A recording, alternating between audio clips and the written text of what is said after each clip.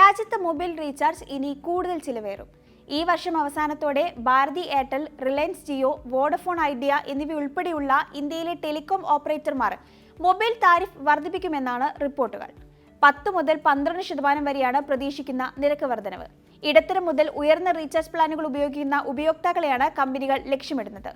അതേസമയം കുറഞ്ഞ റീചാർജ് പ്ലാനുകളുടെ നിരക്ക് ഉയർത്താൻ ആലോചനയില്ലെന്നും റിപ്പോർട്ടിൽ പറയുന്നു. മെയ് മാസത്തിലെ സജീവമായ വരിക്കാരുടെ വളർച്ചയാണ് വർധനവിന് കാരണമായി പറയുന്നത്. കഴിഞ്ഞ വർഷം ജൂലൈയിൽ ടെലികോം ഓപ്പറേറ്റർമാർ മൊബൈൽ റീചാർജ് നിരക്കുകൾ 11 മുതൽ 23% വരെ ഉയർത്തിയിരുന്നു. 18 മാസത്തിനിടെ രണ്ടാമതൊരു വർധനവ് കൂടി ഉണ്ടാവുന്നതോടെ മൊബൈൽ റീചാർജ് പ്ലാനുകൾ കൂടുതൽ ചിലവേറിയതാകും.